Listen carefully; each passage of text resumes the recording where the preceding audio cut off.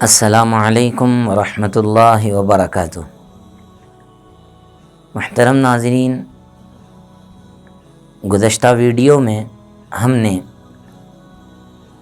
حضرت ابوبکر صدیق رضی اللہ تعالی عنہ کے متعلق یہ جاننے کی کوشش کی تھی کہ اسلام سے پہلے ان کو کس قدر تکلیفیں دی گئی اور کس قدر ستایا گیا، اور حضرت ابوبکر صدیق رضی اللہ عنہ کو کس قدر ظلم کا نشانہ بنایا گیا۔ یہیں سے سلسلے کو آگے بڑھاتے ہوئے ہم آج کی اس ویڈیو میں حضرت ابوبکر صدیق رضی اللہ عنہ کا ہجرت کا ارادہ کرنا اور آپ صلی اللہ علیہ وسلم کا حضرت ابوبکر کو ہجرت کی اجازت دے دینا اور ابی ابن خلف کے ساتھ حضرت ابوبکر صدیق رضی اللہ عنہ کا ایک شرط لگانا، حضرت عائشہ کا نکاح اور ان کی رخصتی، اور اسی طریقے سے حضرت ابوبکر صدیق رضی اللہ تعالی عنہ کے واقعے معراج کی تصدیق آج کے اس ویڈیو میں ہم جاننے کی کوشش کریں گے۔ محترم ناظرین، حضرت ابوبکر صدیق رضی اللہ عنہ اسلامی غیرت اور اسلامی حمیت کو اپنے دل میں رکھتے تھے، اسلام سے اور قرآن سے بے انتہا متاثر تھے، اور قرآن مجید جب پڑھتے تھے تو انتہائی سوز و گداز کے ساتھ اور انتہائی عجیب و غریب اور بہت میٹھے لہجے میں قرآن مجید کی تلاوت کیا کرتے تھے۔ لہجہ ایسا ہوتا کہ عرب کی خواتین، عرب کے بچے حضرت ابوبکر صدیق رضی اللہ عنہ سے متاثر ہو جاتے۔ یہ بات مشرکین مکہ کو بہت ناگوار گزری، بہت زیادہ تکلیف ہوئی ان کو کہ حضرت ابوبکر قرآن ایسا پڑھتے ہیں اور ہمارے بچے متاثر ہو رہے ہیں، ہماری گھر کی خواتین متاثر ہو رہی ہیں، اگر یہ لوگ اسلام قبول کر لیں تو پھر ہمارا کیا ہوگا، کون ہماری اس تحریک پر چلے گا۔ اس لیے وہ حضرت ابوبکر صدیق رضی اللہ عنہ کو اور زیادہ ستاتے اور زیادہ مزید حضرت ابوبکر کو تکلیفیں دیتے تھے۔ اللہ کے رسول صلی اللہ علیہ وسلم نے چند صحابہ کرام کو ہجرت حبشہ کی اجازت دے رکھی تھی، وہ ہجرت حبشہ کے لیے مکہ سے نکل بھی چکے تھے۔ حضرت ابوبکر صدیق رضی اللہ عنہ بھی اس پریشانی سے نجات کے لیے اللہ کے رسول صلی اللہ علیہ وسلم کی خدمت اقدس میں حاضر ہوئے اور حاضر ہو کر عرض کیا، اے اللہ کے رسول، میں ہجرت کرنا چاہتا ہوں، مکے کے لوگ مجھے چین و امان سے عبادت کرنے نہیں دیتے۔ تو اللہ کے رسول صلی اللہ علیہ وسلم نے پہلے تو صبر کی تلقین فرمائی اور کہا، ابوبکر صبر کرو، ابوبکر ابھی ہجرت کا، تمہاری ہجرت کا وقت نہیں آیا، ابھی صبر کرو۔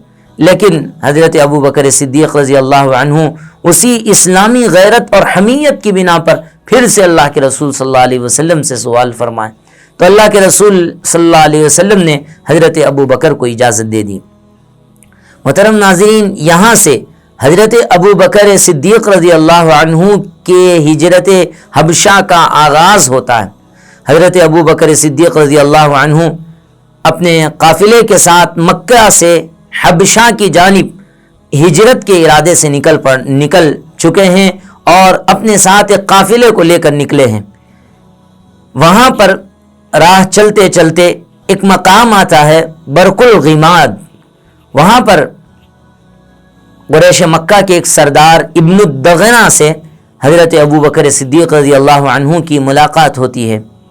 حضرت ابوبکر صدیق رضی اللہ عنہ سے ابن الدغنہ سوال کرتے ہیں اور پوچھتے ہیں، ابوبکر کہاں کا ارادہ ہے؟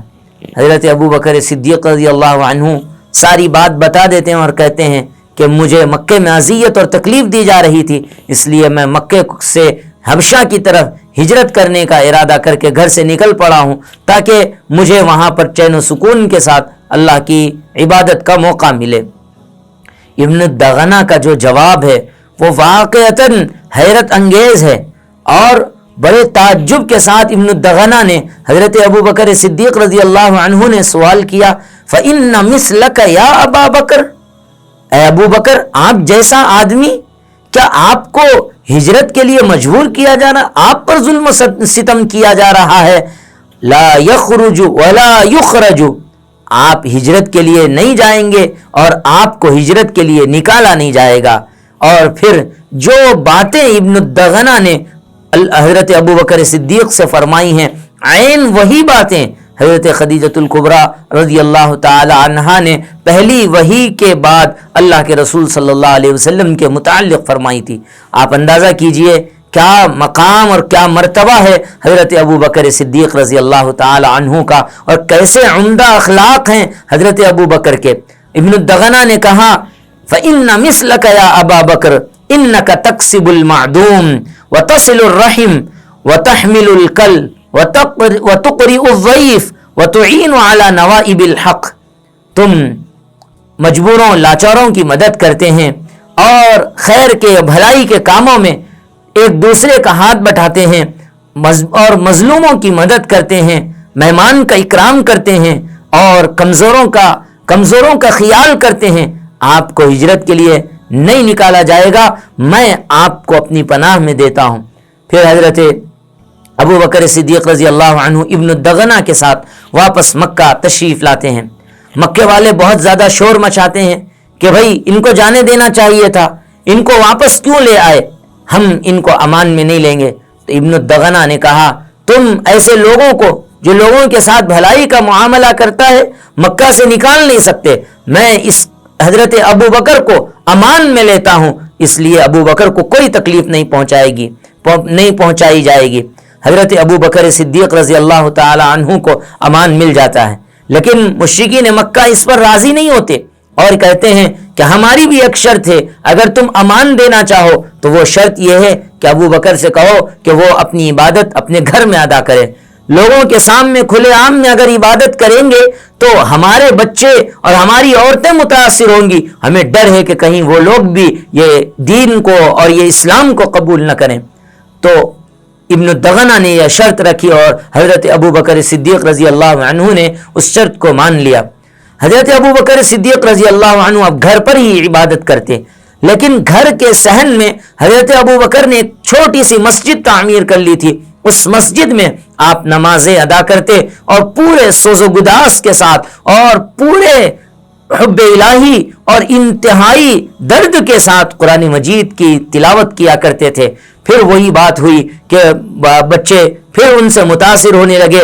جب قرآن پڑھتے تھے تو بچے کھڑے ہو کر حضرت ابو بکر کا قرآن سنتے تھے, عورتیں گھروں سے باہر نکل کر حضرت ابو بکر کا قرآن سنتے تھے. تو پھر اب ان مشرکین مکہ کو ڈر ہوا کہ کہیں پھر سے یہ لوگ متاثر نہیں ہونا چاہیے. تو ابن الدغنہ کو بلایا گیا اور ابن الدغنہ سے کہا گیا ہم تمہارے امان کو نہیں مانتے, دیکھو تم نے جو شرط لگائی تھی اب اس شرط کی کوئی پابندی نہیں ہو رہی ہے, یہ پھر سے نمازیں پڑھ رہے ہیں اور قرآن کی تلاوت کر رہے ہیں اور پھر ہمارے بچے اور ہماری عورتیں متاثر ہو رہی ہیں. ابن الدغنہ نے اس کے بعد کہا کہ میں تم سے امان واپس لیتا ہوں. تو حضرت ابو بکر صدیق رضی اللہ عنہ نے جواب دیا مجھے تمہارے امان کی کوئی ضرورت نہیں ہے, میرے لیے میرا اللہ کافی ہے, میرے لیے میرا اللہ کافی ہے. کیا یقین تھا. محترم ناظرین, یہاں اس واقعے پر رک کے ایک سیکنڈ کے لیے غور کیجئے.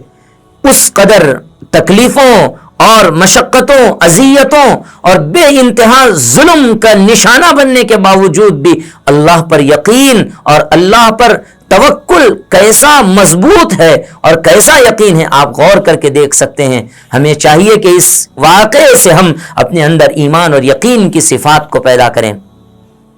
یہاں پہ بات ختم نہیں ہوتی, ابھی مظالم کا, مصائب کا سلسلہ چل رہا ہے اور اسی وقت میں یہ خبر اڑتی ہوئی آتی ہے کہ اہل فارس جو ہیں, جو آتش پرست ہیں, وہ روم پر غالب آ گئے ہیں.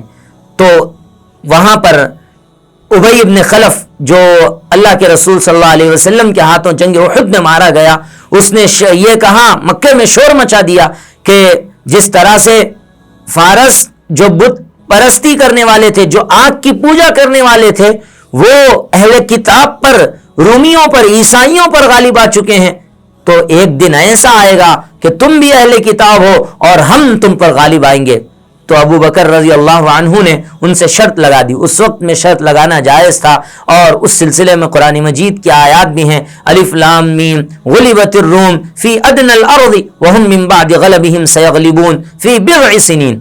تو بضع کے سلسلے میں اختلاف ہے, تو بضع 3 سال کو 9 سال کو کہا جاتا ہے. تو حضرت ابو بکر صدیق رضی اللہ تعالی عنہ نے ابی ابن خلف سے شرط لگائی کہ ایک دن وہ بھی آئے گا, 3 سالوں کے اندر ایک دن وہ بھی آئے گا کہ اہل روم اہل فارس پر غلبہ پائیں گے اور ان کو شکست دے دیں گے.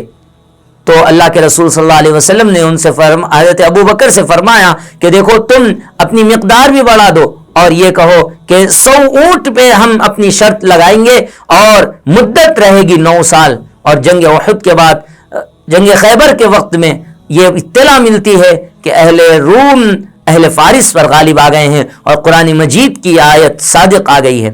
اور اس کے بعد جو ہے سلسلہ چلتا ہی رہتا ہے, اور حضرت ابو بکر صدیق رضی اللہ تعالی عنہ کی صاحبزادی ام المؤمنین حضرت عائشہ صدیقہ رضی اللہ تعالی عنہا سے اللہ کے نبی صلی اللہ علیہ وسلم کا نکاح ہوتا ہے. چند سالوں کے بعد رخصتی ہوتی ہے, اور اسی میں اللہ کے رسول صلی اللہ علیہ وسلم کے معراج کا واقعہ بھی ہے, جس میں حضرت ابو بکر صدیق رضی اللہ تعالی عنہ نے اللہ کے رسول صلی اللہ علیہ وسلم کی تصدیق فرمائی ہے. قرآن مجید بیان فرماتا ہے والذی جاء بالصدق وصدق به اولئک هم المتقون.